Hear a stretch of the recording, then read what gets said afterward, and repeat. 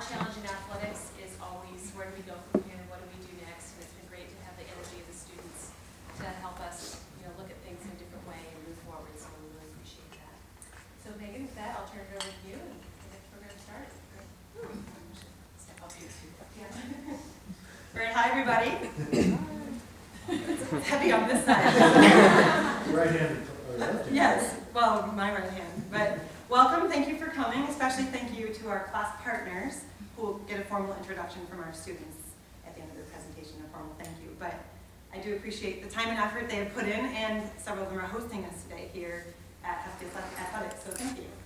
I just wanted to say a little background about this class. This class is Environment 480. It's a class in program and environment, and I've had the pleasure of teaching it this is my 5th quarter now. It's taught sequentially every quarter. And the class engages students in hands-on projects to promote sustainability on campus.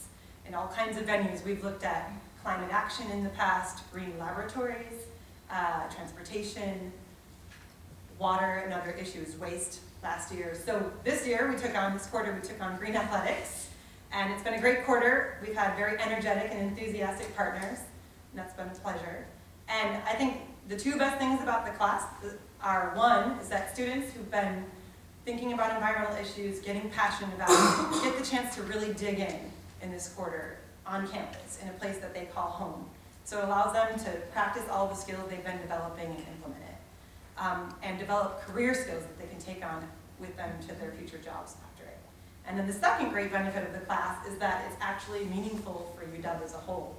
UW has lots of goals around sustainability that we'll talk a little bit about today. Is always trying to get greener, and students bring their new ideas, their fresh energy, and time and skills to the issues at hand, and help UW push the needle a little bit further. So I think those are the two great benefits of the class, benefits for students and for UW as a whole. And this topic has been extremely exciting, especially with the completion of Husky Stadium right next door, the completed renovation, which students will be talking about. So the format for this morning is the students will talk for about 45 minutes. We'll hear about 4 different projects with an intro and conclusion. At the end, we'll open it up to questions from our visitors. We'll hear from our class partners first, just so they get a chance to reflect and respond. And then we'll open up to everybody. We'll have 15 minutes or so for questions. And then we'll have another 15 minutes at the end for snacks and mingling and talking one-on-one with students or myself afterwards. So we'll wrap up everything at about 12:20 at the latest. So without further ado, I'll bring up Allison and Shane, our introduction speakers from the class, for our talk. Thank you. Yeah.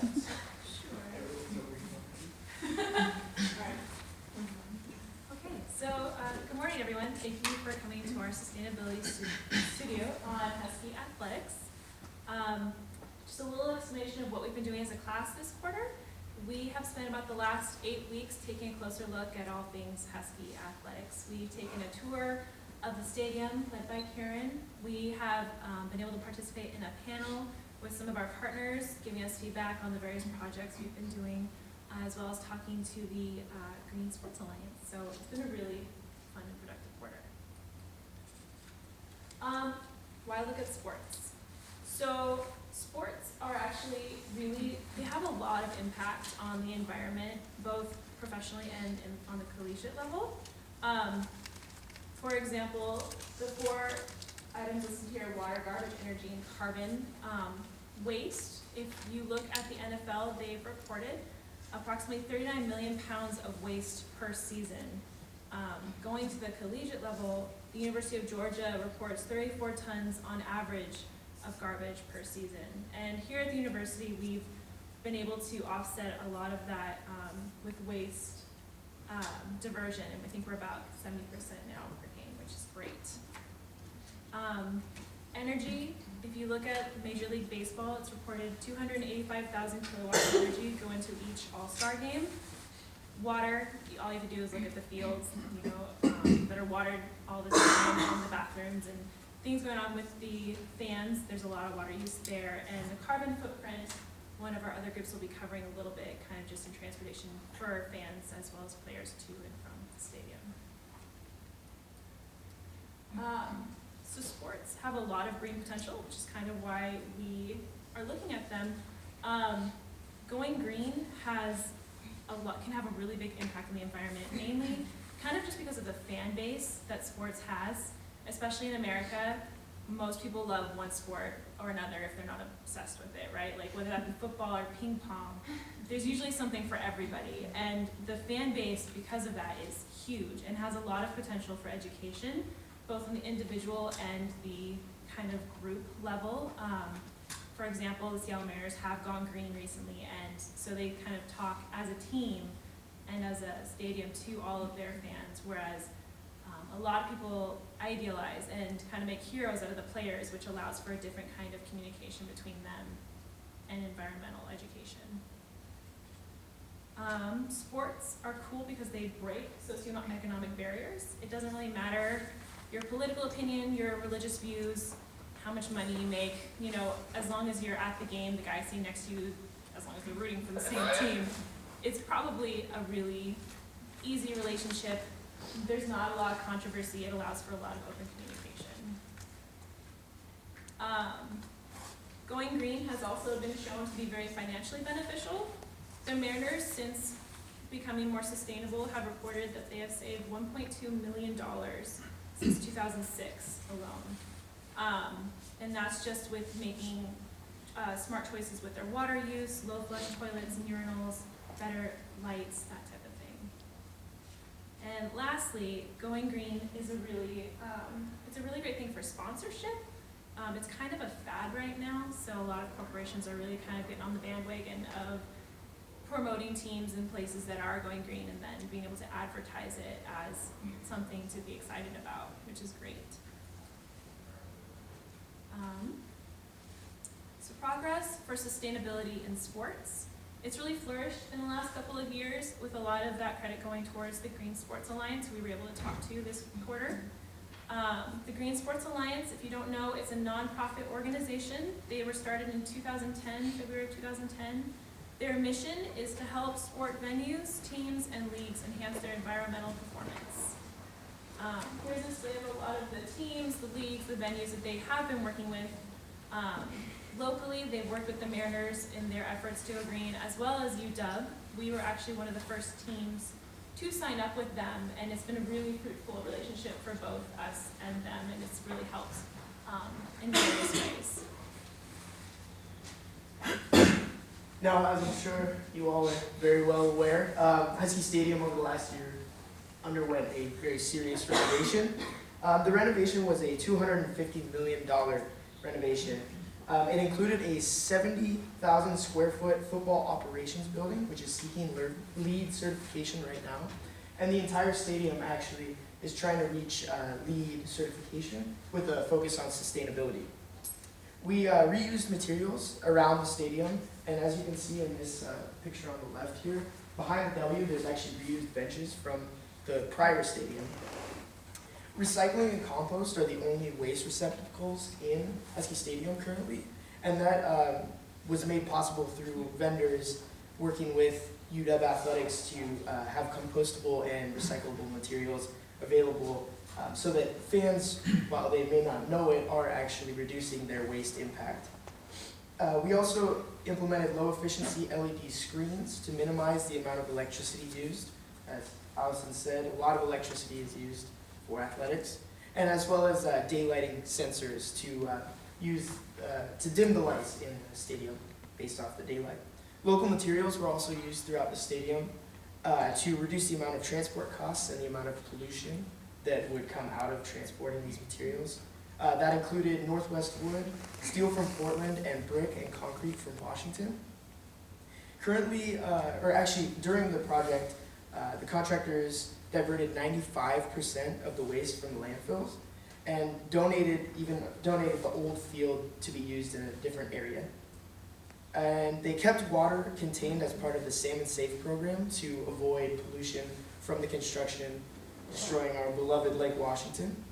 Currently, UW as a whole is diverting 57% of waste, with a hope for 70% by 2020. There is room for improvement with the stadium. However, the locker rooms, as one group focused on, could be a little more sustainable. Fan awareness could be a little bit better. Food could be a little bit more sustainable, and travel could also be a little bit more sustainable. We'd also, we noticed that the athletics were involved in the stadium, or in the climate action plan for UW, and it would be nice to have statistics in the UW Environmental Stewardship and Sustainability website. And now I just want to touch on some of the efforts of the UW Green Athletics program. It was launched in July of 2010, and they created a strategic sustainability plan for the athletic department at the University of Washington. This included working with student and campus groups to implement more sustainable practices, measuring energy usage and waste diversion in the athletic department, implementing projects to conserve resources and energy to reduce the impact, and creating awareness and participation in the Husky community and the Husky partners. Waste diversion for the whole campus was set up by the UW Green Athletics team with a goal of 70% by 2020, as I mentioned before. And the new stadium will help greatly with this effort, as we have seen athletics can contribute a lot of waste to the environment. Additionally, we were one of the first schools in the Green Sports Alliance, as Allison mentioned, and Sierra Club continuously places UW amongst the top 5 coolest schools in the U.S. with getting first place last year. And because we're a big class, we wanted to focus on different facets of the athletic department, so we broke up in 4 different groups: the athlete engagement group, the carbon footprint and offset group, life cycle food group, which focused on food, obviously, and a fan engagement group. So now we'll hand it off to the athlete engagement group.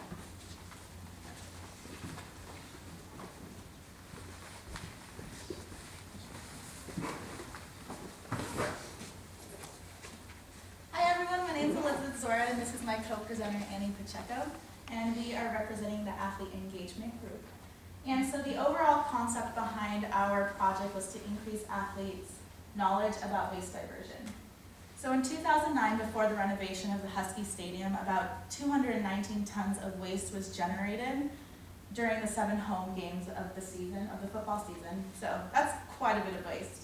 So as Shane mentioned earlier, the new stadium currently has a 2-stream waste system of only recycling and composting. This is a picture of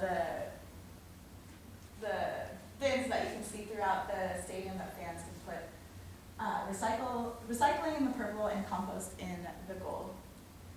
So these are huge improvements and a step in the right direction for UW Husky athletics. As a matter of fact, according to the results of the 2013 Recycling Game Day Challenge, for the Idaho State game, the stadium diverted 59.4% of waste, and as Shane mentioned earlier, we're getting closer to 70% now during the football games. And this also matches with the campus-wide goal of a 70% waste diversion rate by 2020. However, there's still room for improvement. So with all this new sustainable perks of the stadium, our team wanted to look at behind the scenes.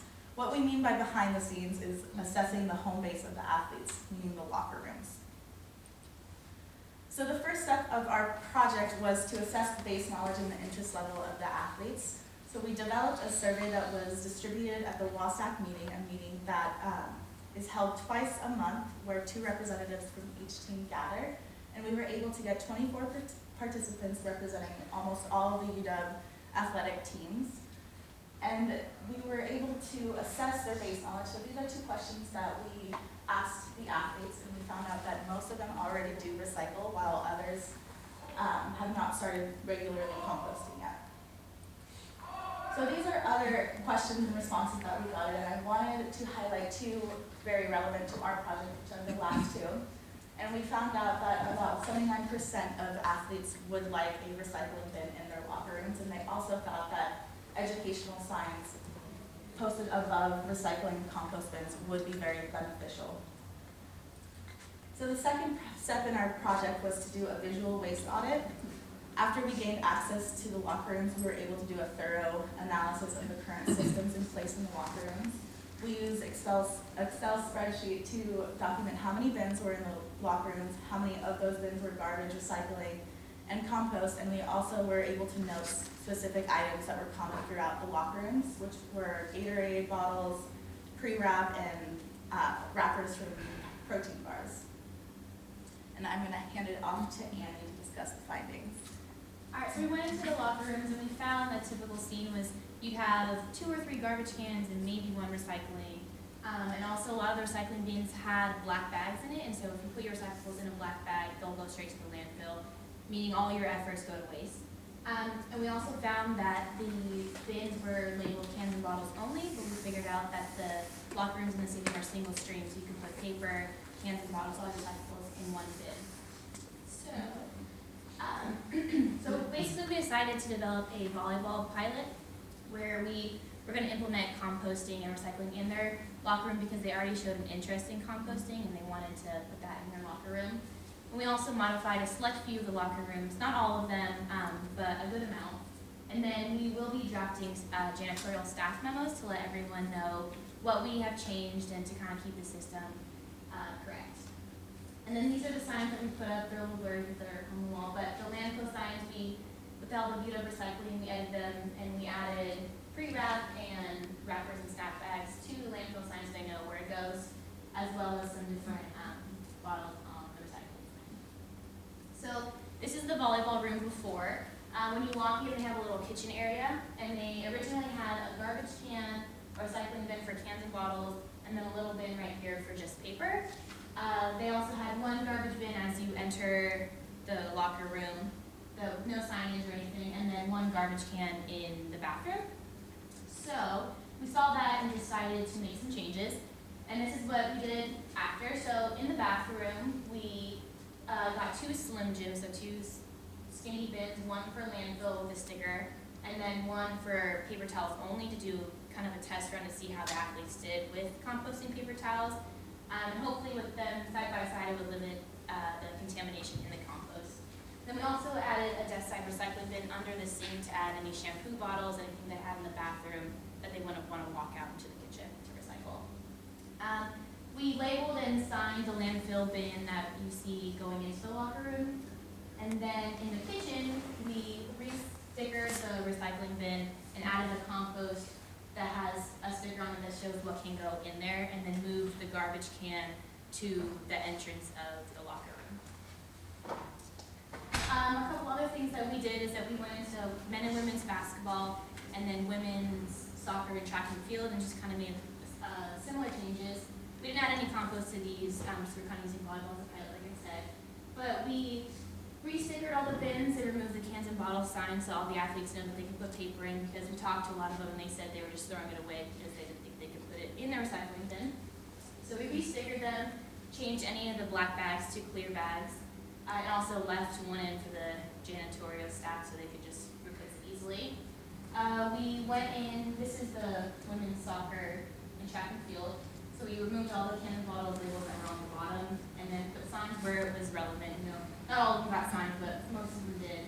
And then we put the men's basketball, they have a cooler with water bottles and Gatorade bottles. And originally it was a garbage can, but we replaced it with recycling because most of the waste that was in there was plastic bottles. So we figured right next to the refrigerator, you can just put your bottle in after you're done.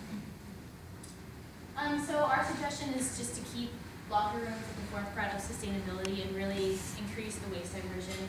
We were talking with a few of the members of the athletic department wanting to get a cohesive look for the bins in the near future with the same signage and stickers all throughout the locker room. So that's our goal for the future, and that's what we did for our project.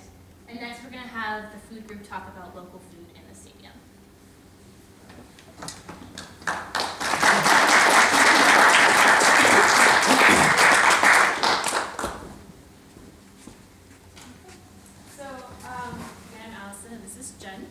We cover the life cycle of food at Husky Stadium. Our group kind of wanted to take a look at the food that was offered at the stadium and just kind of see how much of it, our focus was more on like how much of it was local, how much was compostable, that type of thing. Why are we focusing on local food? So a lot of emissions are kind of put into the atmosphere when you ship food. There's actually a term called food miles, which is to define how far an an item of food travels from either the farmer or the manufacturer to your plate or your home. And you can, essentially the more miles there are, the more emissions that are put into our atmosphere. And so less is better. On average, non-local food travels about 1,500 miles from manufacturer to your plate. That drops down to 44.6 miles when you eat locally, so quite a cut. It's not a perfect science. There are other things that go into emissions based off of food processing, how it's harvested, what you do with it when you get it, that type of thing. But the travel time and the type of travel really do make a pretty substantial impact, so that was kind of more what we focused on. It was also interesting to note that depending on how the food traveled also made a difference. So if a product is transported by train, it is 10 times more sustainable than if it were to be transported by truck. If it has to be flown in from anywhere, that's kind of like the ultimate don't do, just because it takes so much fuel to use the plane. So that was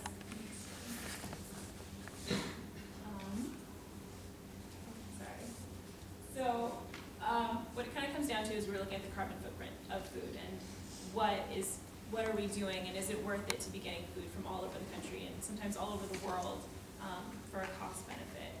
As a side note, we also found articles that talked about if you shop local and support your local farmers, you're actually really building up your local economy and you can create a lot of jobs, which is really cool. And on the aesthetic side, local food tends to taste better in general, just because there's a little bit less processing and preservation needed to get it to you. Where's our food coming from? So at Husky Stadium, we serve a ton of fans. The stadium can hold up to 64,000 people, which is a lot of people to feed. And so the University of Washington has paired up with Aramark, a national corporation, to provide both our food and like our utensils and everything. Aramark in turn has been partnered with Cisco, which is another national corporation, to provide food, and it's not generally local, but they've also made some room for some local vendors such as Ivers, Beechers, and Kid Valley.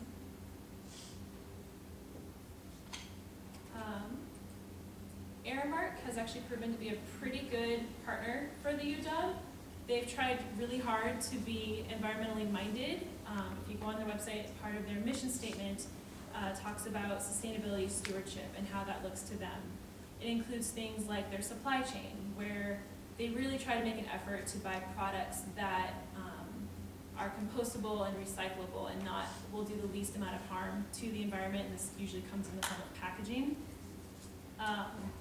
For food purchasing, they have remarked that they try to buy as local as possible, as often as possible, with the understanding that resources are really limited, and especially here in Seattle, when you have the Seahawks, us, and the Mariners sometimes all going at once, you may not be able to get like as many potatoes as you need from your local farmers, just because they're just not making enough to support all three stadiums. So it is a challenge, and it seems like it's one that they generally try to be as good about as possible. Here at Husky Stadium, Aramark has managed to bring in a lot of local, or a handful of local companies. Some on here you may recognize. Franz is Seattle-based, and they are actually the ones that make our hot dog buns that we eat in the stadium. Charlie's Produce is involved in the sandwiches and other areas where you would have produce in the stadium as well. Jen is going to be talking about some case studies that we put together with local versus non-local food. Our two studies are nachos versus mac and cheese and hot dogs versus fish and chips. All right, so basically what we did is we contacted the distributors and the companies that are providing the food in the stadium, and we picked a few staple things, and we decided that these 4 items are kind of the most popular. You go to a game, you want a hot dog, you want some nachos, so that's what we looked at. So what we contacted the vendors and tried to break it down and find out exactly where all of the food was coming from and all the ingredients to see if there was room for improvement. Oops, this is so sensitive. Sorry.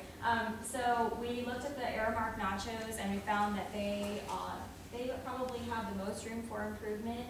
They didn't know where the corn came from. The chips were packaged in Texas, so they came from a long way. And the cheese sauce and the other ingredients they didn't know, and they also said that the cheese wasn't really cheese. So, so that's something that we could work on.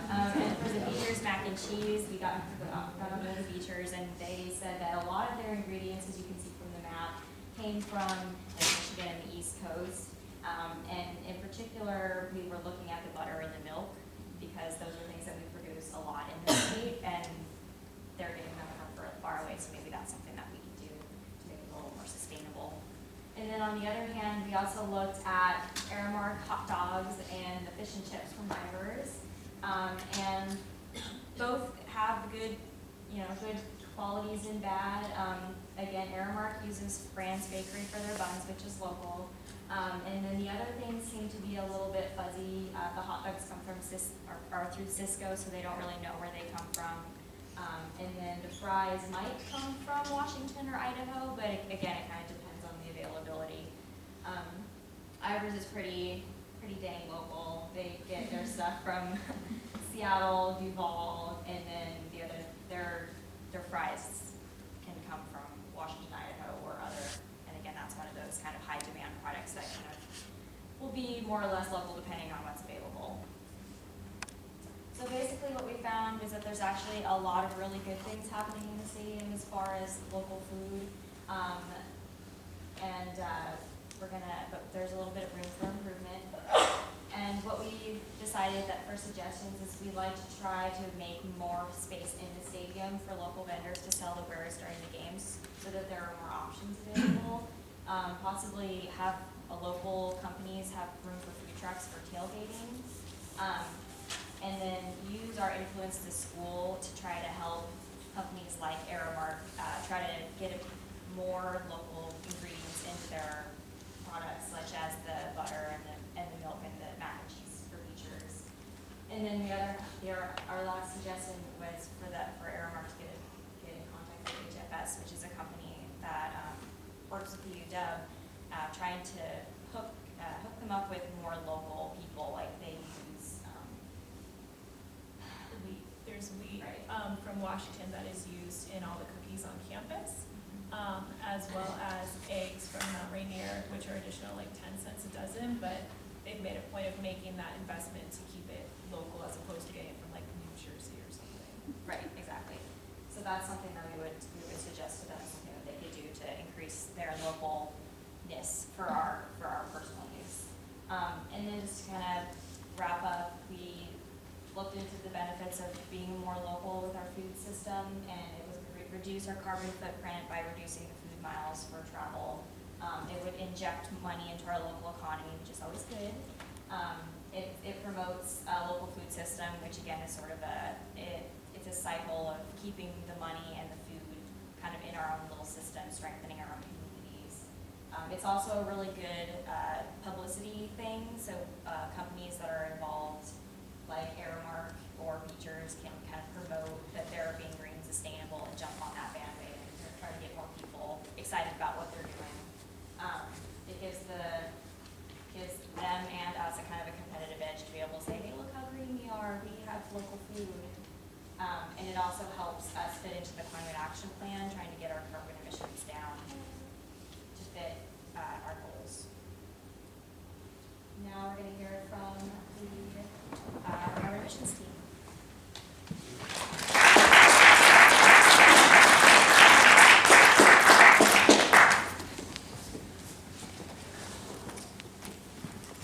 Hello everyone, my name is Josh Redder, And I'm Scott Strang. and we are the carbon offset group.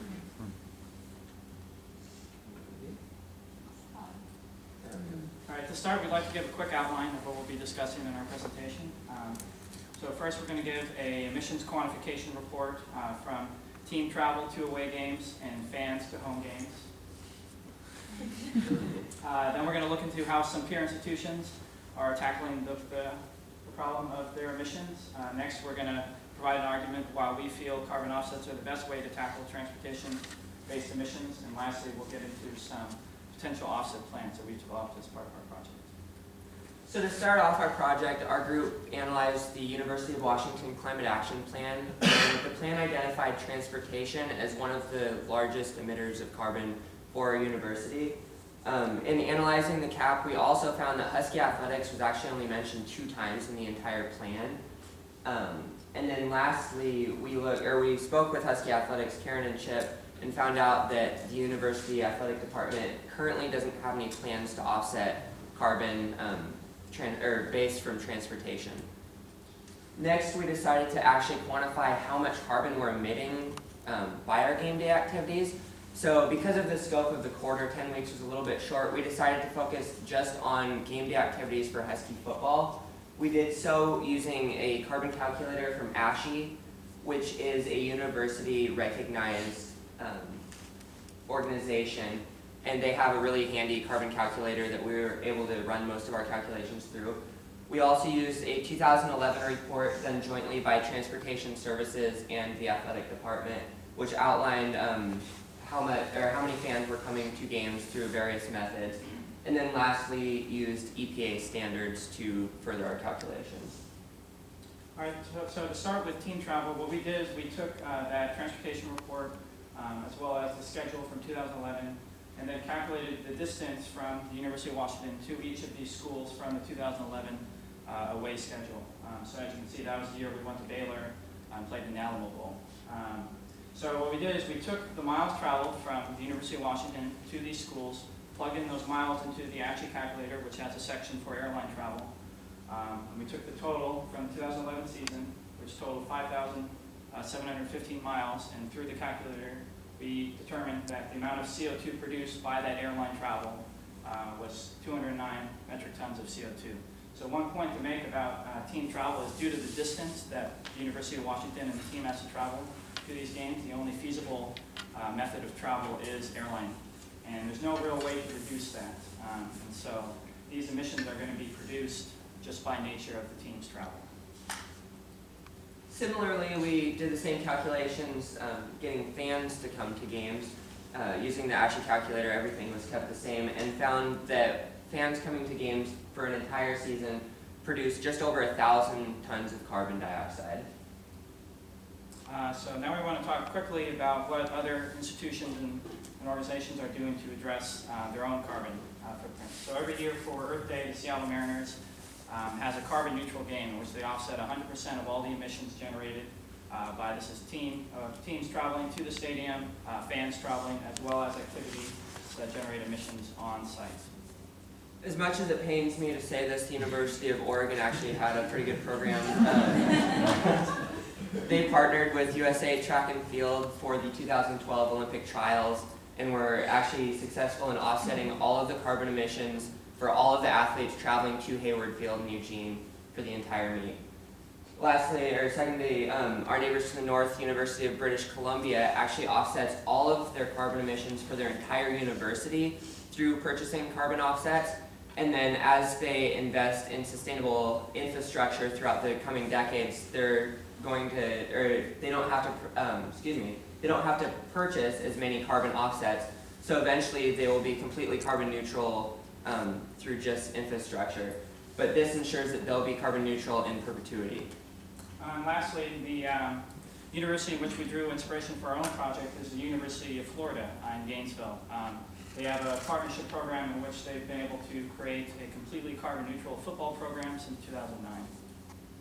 So what is Neutral Gator? It's a partnership with the nonprofit Earth Givers and the University of Florida athletic program in which they generate offsets in the surrounding community in the form of tree planting and efficiency upgrades, funded by donations by University of Florida fans and alumni. Then Earth Giver comes in, quantifies that emission savings, and then applies it to the football program. And as I mentioned, they've been completely carbon neutral since 2009. So quickly, I want to talk about what a carbon offset is, if you're not familiar. So one carbon offset is the equivalent of 1 metric ton of CO2. And to put that in perspective, that's about the amount of CO2 that's drawn down from the atmosphere by one tree over the course of its lifetime. So the way that the carbon offset system works is that there are offset projects that are put into place, so reforestation or efficiency upgrade, as I mentioned.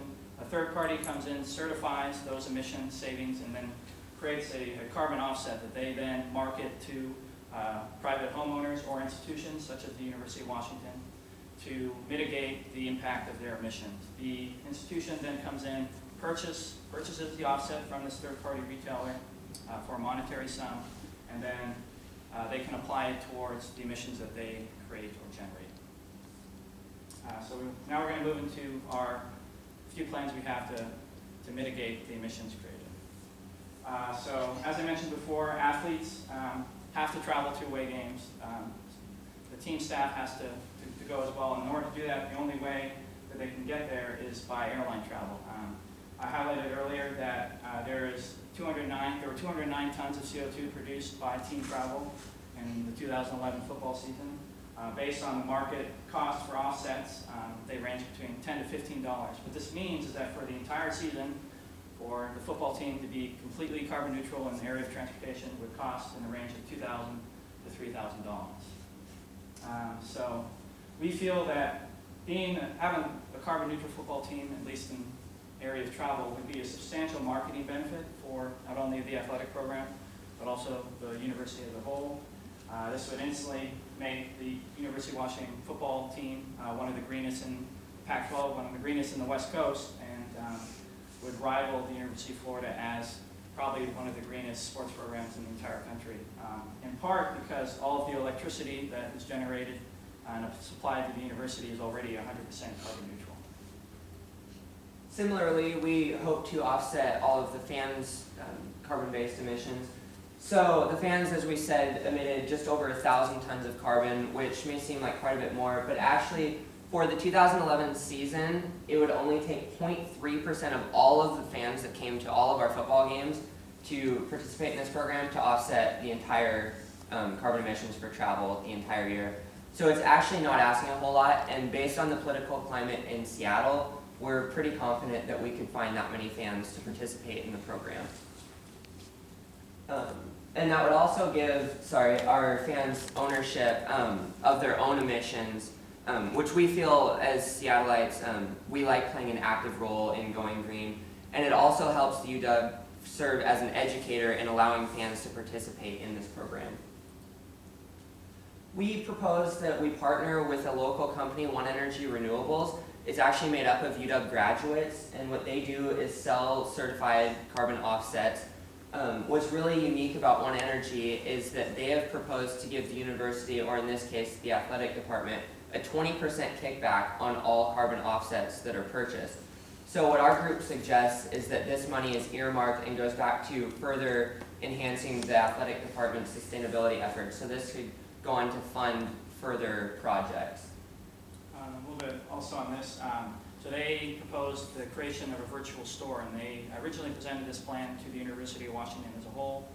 Currently is in the process of the university looking into the plan, but what it would be an off-site virtual store in which fans could go by themselves, purchase offsets, hold themselves accountable for their own emissions, but also the option to purchase emissions carbon offsets for the athletic program themselves. And as Scott mentioned, there would be a 20% kickback of all purchases back to the University of Washington athletic program. And all that would be asking of the athletic department would be to be using UW branding, which several outside organizations have partnerships with us already to do so. So we feel that would be something that's doable. To wrap up our project, our whole plan was to first quantify the emissions generated by Husky Athletics, specifically within transportation on game day, and then secondarily to highlight the unique opportunity that we have to solidify ourselves as a leader in sustainability among with athletic organizations. As Josh mentioned, we're really lucky in Seattle in that we're already carbon neutral in terms of energy coming in, so we feel that offsetting transportation is kind of the next big step for athletic teams to take. We feel that we've provided some feasible options in which emissions can be offset almost as soon as next year. And once again, these are from activities that otherwise would not be reduced or can't be changed in any other way. Hopefully the ending result of our project would be a very high marketability of this program, real emissions accountability for near minimal upfront investment by the athletic program. Thank you. We'd now like to invite fan